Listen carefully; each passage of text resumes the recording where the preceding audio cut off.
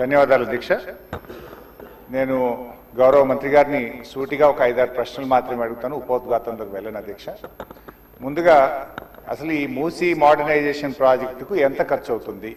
ఒకసారి ముఖ్యమంత్రి గారు 1,00,000 కోట్లు ఖర్చు పెడుతున్నామన్నారు, ఒకసారి 1,50,000 కోట్లు ఖర్చు పెడతామని డిఫరెంట్ టైమ్స్లో డిఫరెంట్ స్టేట్మెంట్స్ వచ్చాయి. అసలు ఈ మూసీ ప్రాజెక్టు సుందరీకరణ మీద రాష్ట్ర ప్రభుత్వం ఎంత ఖర్చు పెట్టాలనుకుంటుంది?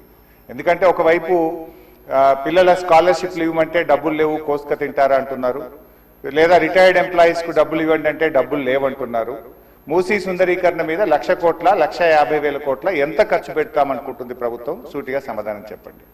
2, ఇప్పటి వరకు మూసీ సుందరీకరణలో ఎన్ని నివాసాలు కూల్చివేశారు? ఆ కూల్చివేసిన నివాసాలకు 2013 భూసేకరణ చట్టం కింద పాత ఇండ్లకు కంపెన్సేషన్ ఇచ్చారా, వేజ్ లాస్ ఇచ్చారా, లేదా సింపుల్ గా కేసీఆర్ గారు కట్టిన డబుల్ బెడ్రూమ్ ఇళ్లలో అసైన్మెంట్ చేసి పంపారా? 2013 భూసేకరణ చట్టం ప్రకారంగా 14.5 లక్షల రూపాయల డబ్బు ఇవ్వాలి వాళ్ళకు, పాత ఇంటికి R&Bతో ఎస్టిమేట్ చేసి డబ్బులు ఇవ్వాలి, అదేవిధంగా సెలబుల్ రైట్స్ తో కూడినటువంటి 200 గజాల స్థలంలో కట్టిన ఇల్లు ఇవ్వాలి. ఆ రకంగా ఇచ్చారా, ఇవ్వలేదా, ఇస్తే ఎప్పట్లోకి ఇస్తారు, ఎన్ని నివాసాలు కూల్చారు? ఇంకా మీరు ఐడెంటిఫై చేసి కూల్చవలసిన ప్రభుత్వ ప్రైవేటు ఇల్లు ఎంత భూమి ప్రభుత్వ ప్రైవేట్ సేకరిస్తున్నారు? సమాధానం చెప్పండి. నంబర్ 3, గౌరవనీయులు మంత్రి గారు మాట్లాడుతూ ఆన్సర్ సిలో ఏమన్నారంటే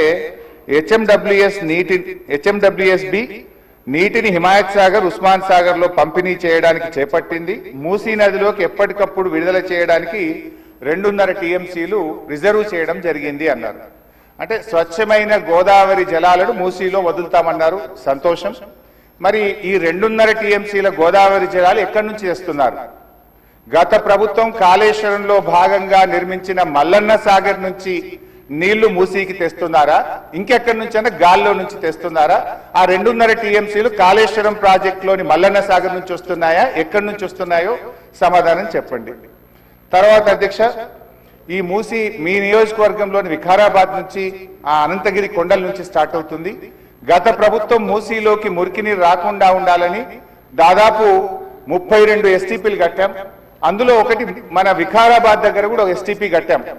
ఇవాళ ఆ ఎస్టీపీని మెయింటైన్ చేయక మోటార్లు బీకేసిండ్రు, గడ్డి పెరిగింది. ఆ ఎస్టీపీ ఫంక్షనల్ చేయక వికారాబాద్ మున్సిపాలిటీ మురికి నీరంతా ఈ రోజు మనం తాగుతున్న గండిపేట హిమాయత్ సాగర్ లోకి వస్తున్న విషయం ప్రభుత్వం దృష్టికి వచ్చిందా? ఆ ఎస్టీపీని ఎందుకు మెయింటైన్ చేయడం లేదు అని నేను అడుగుతా ఉన్నా. గత ప్రభుత్వ హయాంలో మేము మూసీలోకి మురికి నీరు రాకుండా ఉండాలని 32 ఎస్టీపీలు కట్టాం. మరొక 39 ఎస్టీపీలు కట్టడానికి కేంద్ర ప్రభుత్వానికి అమృత్ పథకం కింద మేము ప్రతిపాదనలు పంపాం. అవి మంజూరు వచ్చాయా, ప్రారంభించారా, ఏ దశలో ఉన్నాయో సమాధానం చెప్పండి. తర్వాత అధ్యక్ష, చివరి క్వశ్చన్, మరి మొన్న వరదలు వచ్చినప్పుడు మూసీ గేట్లు ఒకేసారి తెరిచి ఉద్దేశపూర్వకంగా ప్రజల ఇండ్లు మునిగిపోవాలి, రోడ్లు మునిగిపోవాలని ఈ ఉద్దేశపూర్వకంగా గేట్లు ఎత్తి ముంపు గురి చేసిన విషయం ప్రభుత్వం దృష్టికి వచ్చిందా? ఎందుకంటే పైన ఎంత వర్షం పడుతుంది, ఫ్లడ్ ఎంత ఉన్నదో చూసుకొని ముందే గేట్లు కొద్దిగా ఎత్తితే స్లోగా గ్రాడ్యువల్ గా ఫ్లడ్ బయటకు పోతుంది.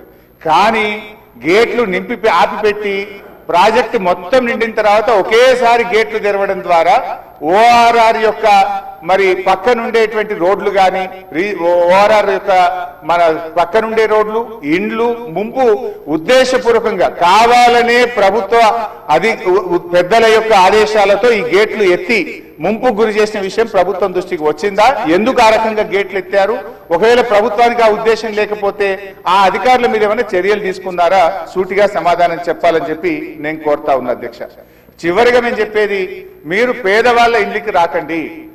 మూసీ సుందరీకరణ పేరిట పేదల ఇండ్లు కూలగొడితే బీఆర్ఎస్ పార్టీ సీరియస్ గా వ్యతిరేకిస్తుంది. అవసరమైతే బుల్డోజర్లకు అడ్డంగా పడుకోనైనా అడ్డుకుంటామని గతంలో చెప్పాం. ఖాళీ స్థలాలు ఉన్నాయి, మీరు ఖాళీ స్థలాల్లో దాన్ని డెవలప్ చేయండి. మూసీలోకి గోదావరి నీళ్లు తెండి, మురికి నీరు లేకుండా చూడండి. కానీ మూసీ పేరిట పేదల ఇండ్లు కూలిస్తే మాత్రం బీఆర్ఎస్ పార్టీ ఎంత మాత్రం ఒప్పుకోదని మీ ద్వారా ప్రభుత్వాన్ని తెలియజేస్తున్నాం. శ్రీ కె శంకరయ్య గారు. అధ్యక్ష ధన్యవాదాలు.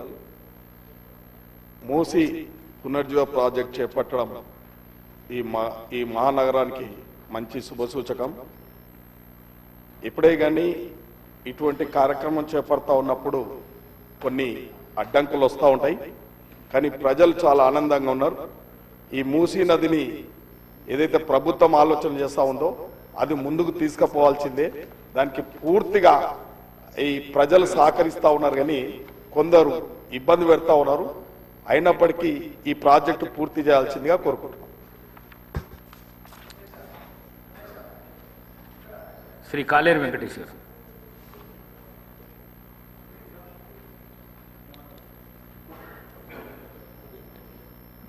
మొత్తము హైదరాబాద్ నగరంలో ఉండే కాన్స్టిట్యున్సీలలో అంబర్పేట కాన్స్టిట్యున్సీ మూసీ ప్రవాహక ప్రాంతంలో 5 కిలోమీటర్ల వరకు ఉంటుంది అధ్యక్ష.